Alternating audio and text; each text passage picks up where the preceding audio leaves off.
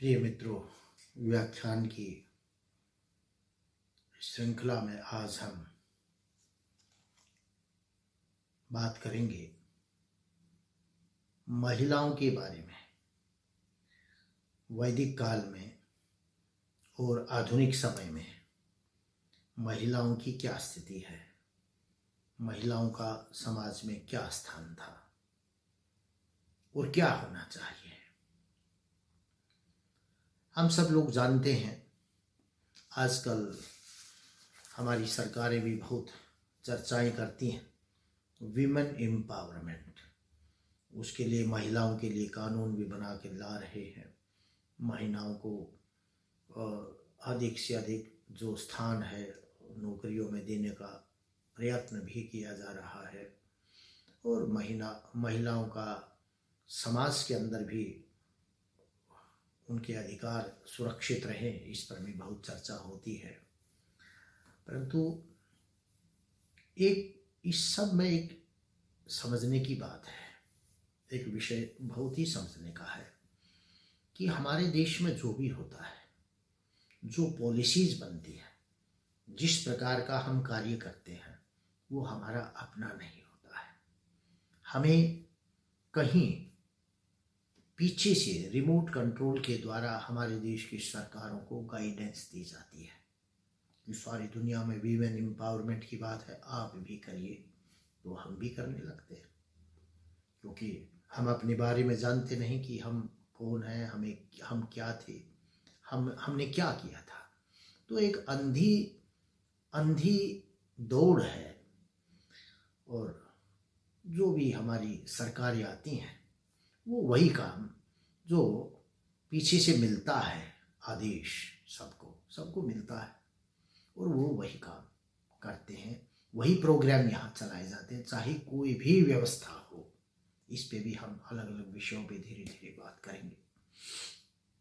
तो ऐसा ही महिलाओं की व्यवस्था के बारे में अब देखिए, यूरोप में, पश्चिम में और ये विश्व के अन्य देशों में महिलाओं की स्थिति अलग है और भारत में अलग रही है। भारत में प्राचीन काल में जो नियम कानून बनते थे वो सब वेद पर आधारित थे, वैदिक दृष्टि वहाँ पर होती थी। और आधुनिक भारत में जो नियम कानून बनते हैं वो सारी जो विकसित राष्ट्र हैं उनकी दृष्टि है, क्योंकि वो कहते हैं कि जिसके पास धन होता है वही श्रेष्ठ, वही बुद्धिमान और वही अपनी धुन भी बजवाता है। तो विकसित राष्ट्र जो आज पश्चिम के हैं या अमेरिका है, तो वो विकसित हैं तो वो बुद्धिमान भी ज़्यादा है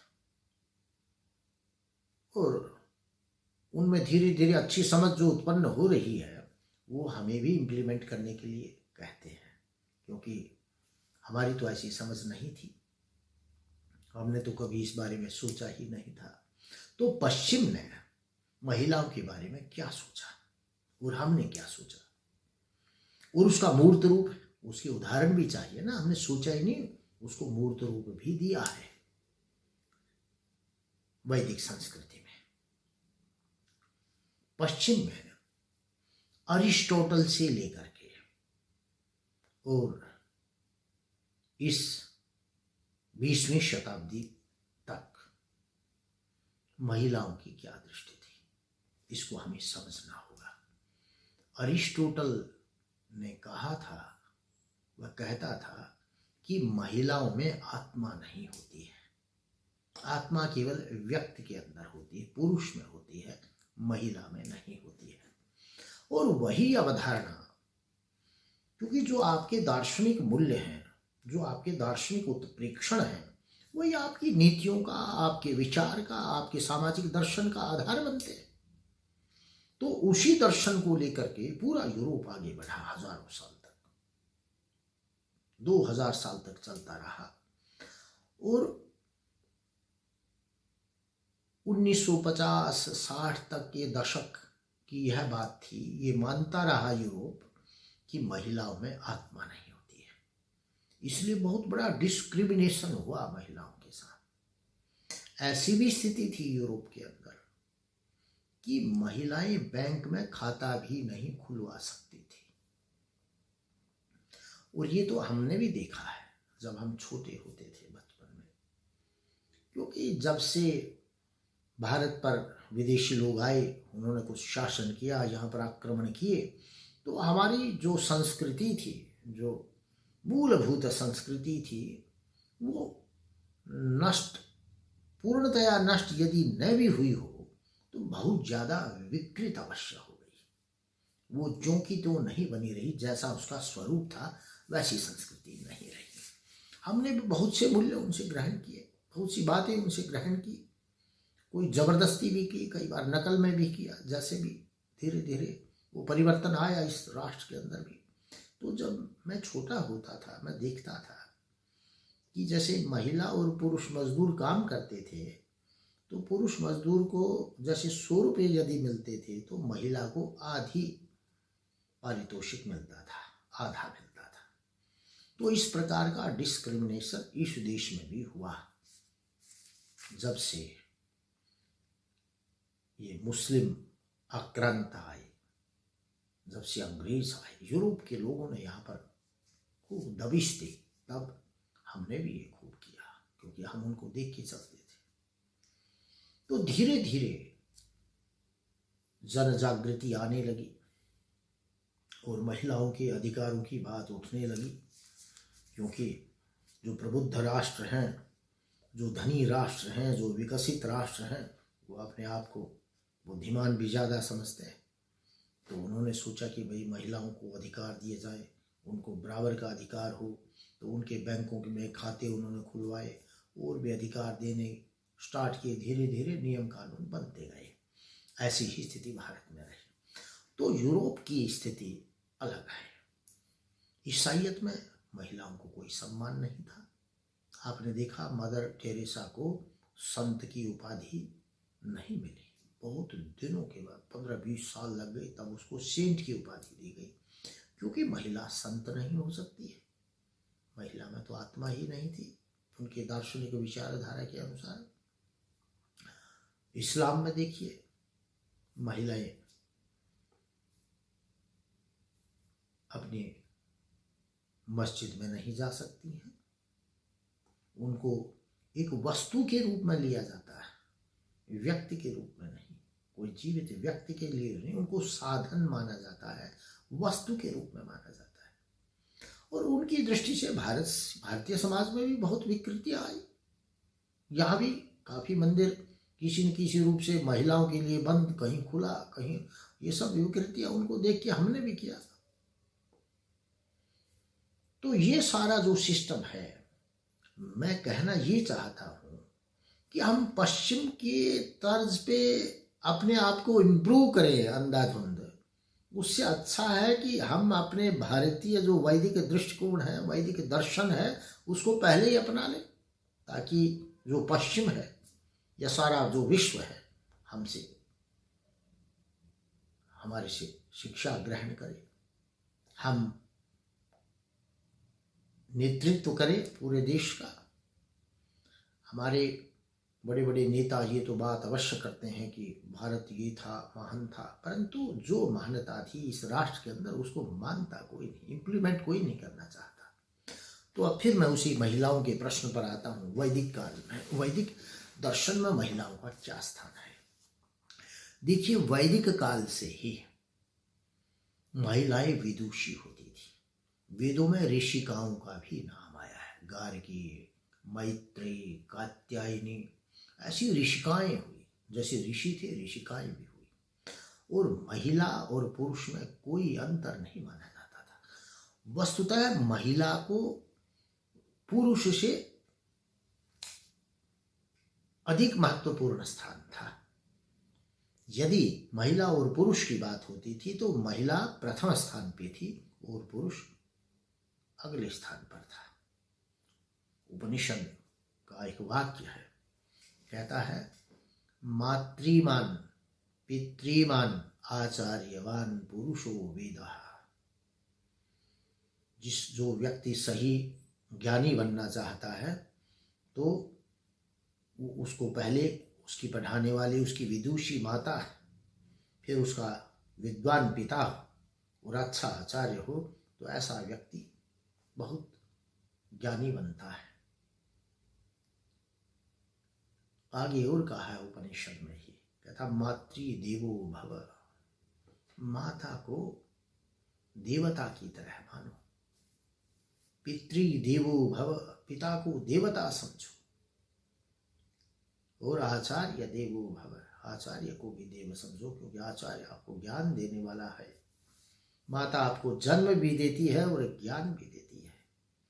पिता आपको संरक्षण करता है आपका, और आपको अच्छे संस्कार भी देता है, और गुरु तो ज्ञान का संस्कार देता है। तो इसलिए आचार्य देवो भव, सबसे पहले माता का मुख्य स्थान है। अगर दुनिया में किसी विशिष्ट चीज की तुलना की गई है वेद में, तो माता के साथ की गई है, पुरुष के साथ नहीं, महिला के साथ की गई है। भूमि माता पुत्रो अहम पृथिव्या, आर्य ईश्वर पुत्र, वेद कहता है जो सभी श्रेष्ठ लोग हैं वो ईश्वर की संतान है। और आगे फिर कहता है ईश्वर की बराबर तुलना में रखता है। भूमि माता, कहता भूमि तो माता के समान है, पुत्रो अहम पृथिव्या, मैं इस पृथ्वी का पुत्र हूं। तो महिला को प्रथम स्थान है।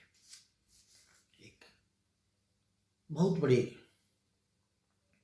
धर्मशास्त्रकार भारत में हुई सबसे पहले, जिनका नाम मनु था, वो स्वयं लिखते हैं, मनुस्मृति में कहते हैं नार्यस्तु यत्र पूज्यन्ते रमन्ते तत्र देवताः।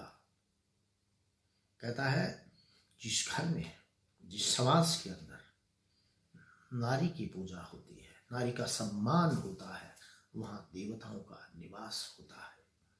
जहाँ पर नारी का अपमान किया जाता है वो घर नष्ट हो जाता है। तो ऐसा समाज, ऐसा दर्शन जो महिला को प्रथम स्थान देता हो, ऐसा दर्शन, ऐसी संस्कृति जो महिला को सम्मानजनक पद देना चाहता हो, और जिस राष्ट्र के अंदर जितने भी देवता हैं उतनी ही देवियां हैं, देवियां ज्यादा हैं, देवता कम है। देखिए कुल देवी हर जगह, माँ नवरात्रों में भी सब जो फैमिली डिटीज हैं उनकी पूजा करते हैं नव वर्ष के प्रारंभ से ही।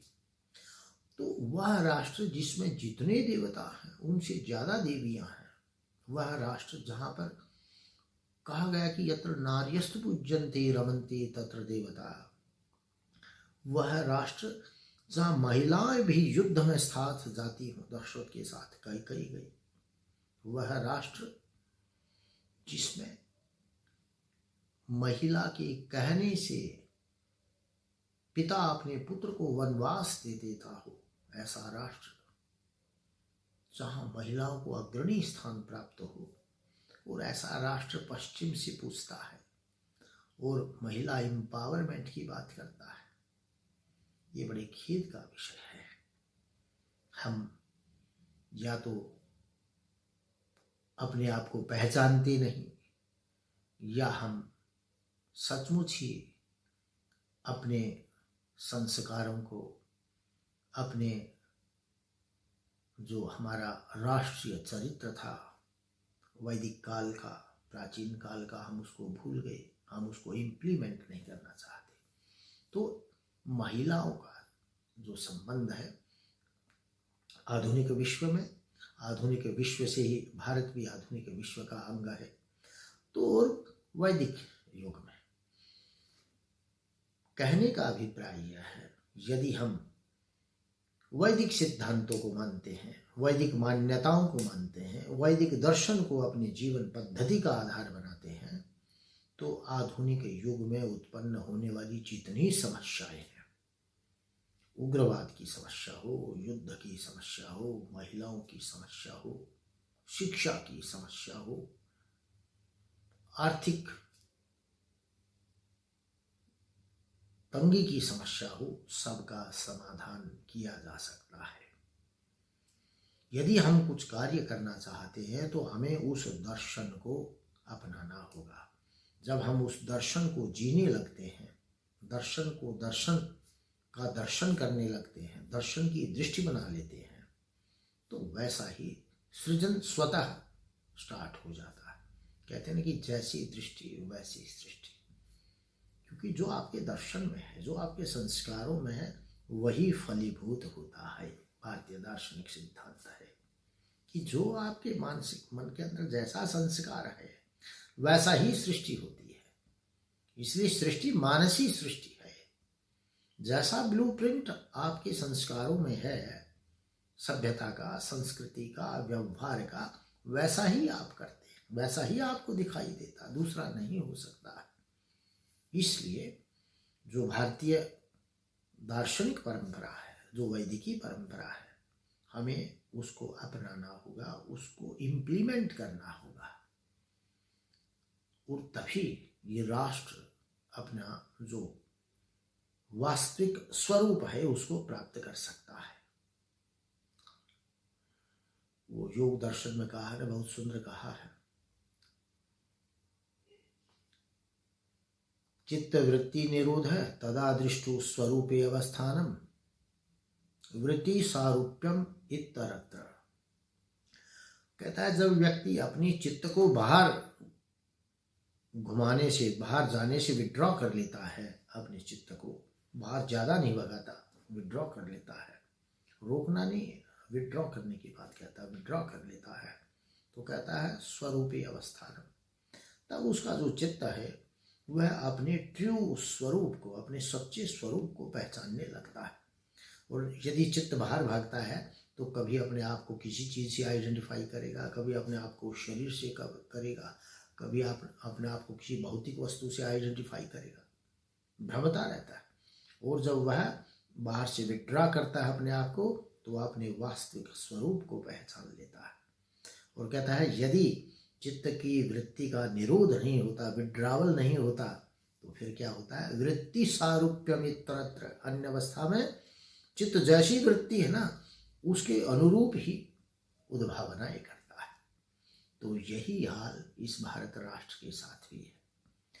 यहाँ की सरकारें, यहाँ का तंत्र सब बाहर भागता है और अपने आप को आइडेंटिफाई करना चाहता है बाह्य राष्ट्रों के साथ, विकासशील राष्ट्रों के साथ, कि हम ये थे, हम इनके जैसा बनेंगे, उनको आदर्श मानता है। इसलिए कभी विकास को प्राप्त नहीं हो सकते हम। जो व्यक्ति अपनी पहचान छोड़कर दूसरों के पीछे दौड़ता है वह कभी अपने आप को विकसित नहीं कर सकता है। कोई भी कौवा हंस नहीं बन सकता है और हंस कौवा नहीं बन सकता। आप वही बन सकते हैं जो आप हैं। आपको अपने सामर्थ्य को, अपने पोटेंशियल को पहचानना होगा और आप उसको आगे बढ़ाएं, तो उसी स्वरूप में आप आ सकते हैं जो इन्फॉर्मेशन आपके डीएनए में है, आपके संस्कार में है। उसको आपको बदलना होगा, उसको आपको आगे बढ़ाना होगा, आप उससे आगे बढ़ सकते हैं। जो नकल की व्यवस्था है, दूसरों को देख के आगे बढ़ने की व्यवस्था, उससे व्यक्ति आगे नहीं बढ़ सकता है। तो कहने का यही अभिप्राय है कि हमें सब कुछ पश्चिम की दृष्टि से अपने आप को न देख करके अपने वास्तविक स्वरूप को हमें पहचानना है और उसी दृष्टि से हमें आगे बढ़ना है। उसी से इस राष्ट्र का कल्याण हो सकता है, उसी में हमारे राष्ट्र के लोगों का भी कल्याण हो सकता है। तो हमारा बहुत सुंदर राष्ट्र है, वहाँ एक बड़ा भारी प्रचार हुआ इस देश के अंदर कि महिलाओं को शिक्षा नहीं दी जाती थी, महिलाओं को प्रताड़ित नहीं किया जाता था। ये सब जो दोष इस देश के अंदर आए प्राचीन काल में नहीं थे।